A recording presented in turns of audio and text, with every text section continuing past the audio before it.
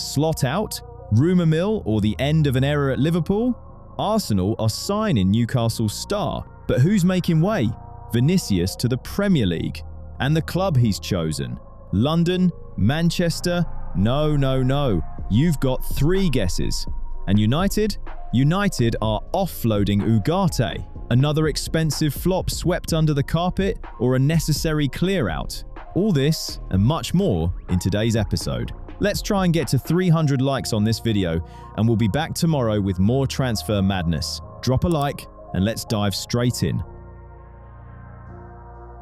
Mikel Arteta gets sacked if he doesn't win a trophy. Not just any trophy either. We're talking the Champions League or the Premier League. Anything less and he's gone. Harsh? Absolutely. Arsenal have already been dumped out of the FA Cup, which the board were heavily banking on. Then they went and lost to City in the Carabao Cup final. 2 massive chances, nothing to show for it. So now the ultimatum is crystal clear. Win the big ones or pack your bags. Here's where it gets complicated though. Judging Arteta fairly is like walking a tightrope. On one hand, this club has been completely transformed. Gone are the days of grinding for a 4th place finish and calling it a success. On the other hand, that trophy cabinet still entirely bare. Have a look at the squad. Add up the transfer fees. You're looking at one of the most expensive assemblies of talent on the entire continent. Now, money doesn't automatically buy silverware. Everyone knows that. But it does tell you what the ceiling should be. Arsenal's ceiling right now? The stratosphere. And yet, in reality, they remain the eternal nearly men. That's when the cold, hard maths kicks in. How long would Arteta have lasted at Real Madrid with this same squad and 0 silverware to show for it? Bayern Munich? A month? Maybe 2? Those clubs don't sit around patiently waiting for a winning mentality to slowly develop. The real question isn't whether Arteta is a bad manager. The question is, who's actually better? Fabregas? Come on. Or do we gamble on some unproven name from the lower leagues? And that's the trap, isn't it? Sacking him makes sense on paper, but there's literally nobody obvious to replace him with. And if that's the case, all of Arsenal's grand ambitions become nothing more than theatre, shouting about greatness from the rooftops, while quietly resigning themselves to another season of so close. How much longer will the board keep extending that trust? And more importantly, to whom? It took João Cancelo only a matter of weeks to go from a loanee nobody was sure about to one of Hansi Flick's most trusted players. First came the cautious reception, then acceptance, and now Barcelona have made their minds up. They want to sign him permanently. And this isn't some tabloid whisper. Fabrizio Romano, a man who doesn't just throw things out there, has confirmed it. The Catalans have already activated the Jorge Mendes connection. The agent's been briefed. The player's been briefed. And what makes it interesting, Cancelo is willing to take a pay cut, voluntarily, of his own accord. That only happens when someone actually wants to be somewhere, rather than just running down a contract for a Saudi payday. But then the paperwork circus begins. The Portuguese fullback will have 1 year left on his Al Hilal deal come the summer. The dream outcome for Barca? Let him leave for nothing. To make that happen, Cancelo himself needs to convince the Saudis to rip up the contract. They're not exactly running a charity over there. That's a big ask. But when you line up the pieces, player wants it, manager wants it, club is broadly willing, suddenly this doesn't feel far-fetched at all. Especially with Al Hilal's negotiating leverage shrinking by the day. 1 year left on a contract does wonders for your bargaining position, as any agent worth his salt will tell you. We're still in the early stages here, but this is no longer a rumor floating about. This is an official club position. And in the world of Barcelona's transfer activity, that's rarer than a clean set of financial accounts. Liverpool and Ibrahima Konate have been going back and forth for 18 months. That's longer than some clubs take to rebuild their entire squad. And where do we stand today? No signature, not even a handshake, but for the very first time, there's been genuine, tangible movement, not just noise. The Frenchman's contract runs out this summer.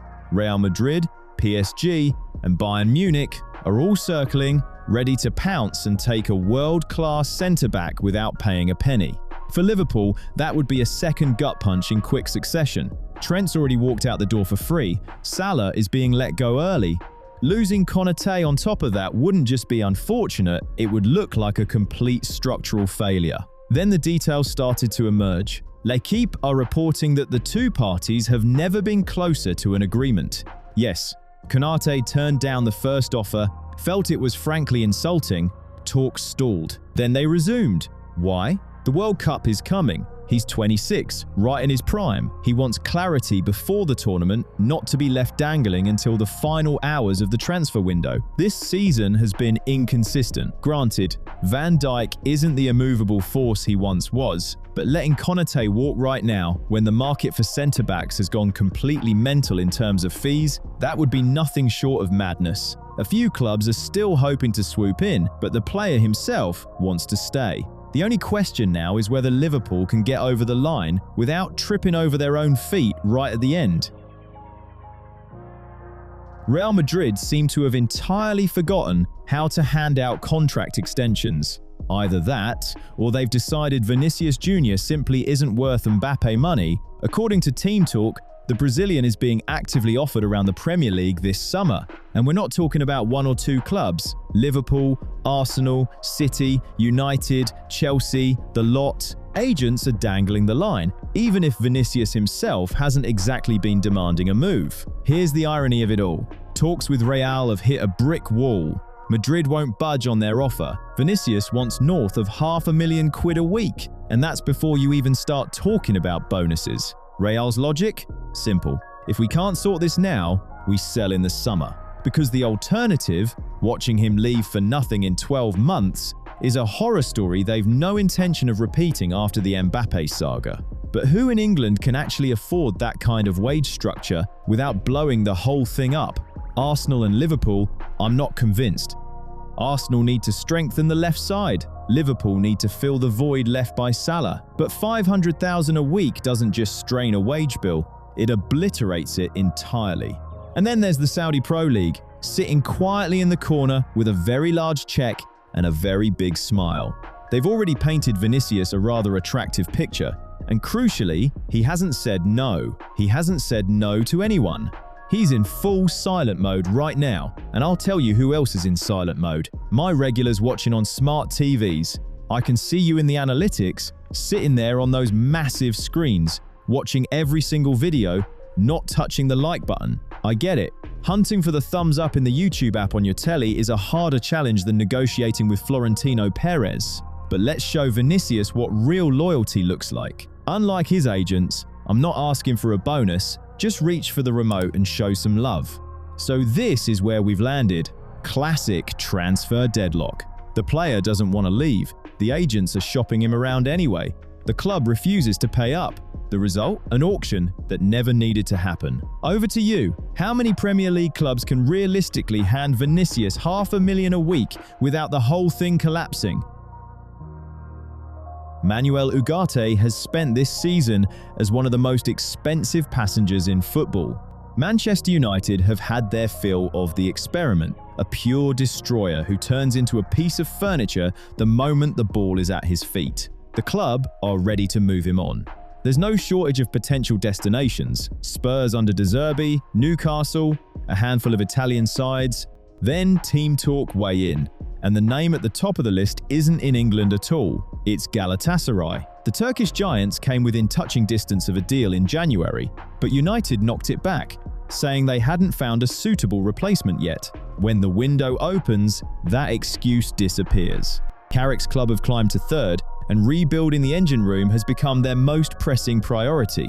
Ugarte's issue, at its core, is embarrassingly simple. Winning the ball back? Brilliant! Everything after that? A horror show. With his build-up play, United can't mount an attack. They struggle to get out of their own half without a moment of panic. 50 million quid for your weakest link isn't just a sunk cost, it's an anchor you want off the ship as fast as possible. The ideal outcome here writes itself. Ugarte heads to Istanbul, United pocket some real money, and free up the space for someone who can actually move the ball, and the fans stop asking the question that's haunted them since the day he signed. What on earth were we thinking? Arsenal's summer plans aren't about a full overhaul. Think more along the lines of precise, targeted surgery. And North London have seemingly decided that British passports matter more than continental flair right now. According to Football Transfers, the Gunners have set their sights on Anthony Gordon, the Newcastle lad who runs like someone's just nicked his wallet. The thinking is straightforward. Build a powerful English spine. No worries about settling in, no language barrier, no moaning about the weather. Gordon brings pace, intensity, and that relentless desire to rip through defenses. Arteta loves that profile. There's a catch though. Newcastle don't just let their best players pack their bags without a fight, or do they? Word is the Magpies are heading for a significant summer clear-out. A couple of bodies are expected to leave. Tonali is being linked elsewhere, for starters. And that's where the door cracks open. Gordon's market value sits around £45 million, but selling directly to a top 4 rival? In London? You can imagine the conversation. They'll slap an extra £40 million on top, purely for the cheek of asking. The real kicker though? Arsenal would rather overpay for a proven workhorse than take a punt on some unknown from the Portuguese league. Gordon won't walk straight into the starting 11. His role would be to apply relentless pressure on Martinelli and Trossard from the inside. That kind of competition in the dressing room? That's where titles are forged. The only sticking point is the price tag. Is £80–90 million the right money for a wide player who hasn't quite cracked the elite level yet, especially when your budget isn't bottomless? Drop your thoughts below. Would you spend that kind of money on Gordon, or would you go hunting for a left winger in a different league entirely? Arne Slot has offered Liverpool his resignation. He didn't wait to be shown the door. He decided to save the club the awkward conversation and walk toward it himself. The trigger? A humiliating 4-0 hammering by Man City in the FA Cup. But that's just the surface. The real wound runs deeper. Slot tried to put his own stamp on this team, and it's fallen apart in front of him. That, according to Indicator, is exactly what he's taken to the boardroom. Last year, he inherited a pristine, fully tuned machine built by Klopp, barely touched a thing, and won the league. The moment he started making changes himself, the wheels came off entirely. Now he's prepared to walk at the end of the season, but only if Liverpool agree to pay his settlement fairly. Not a sacking, not a dramatic standoff, but a third option, the cleanest, cheapest route out for Anfield. Convenient, isn't it? You know what else is convenient and genuinely free?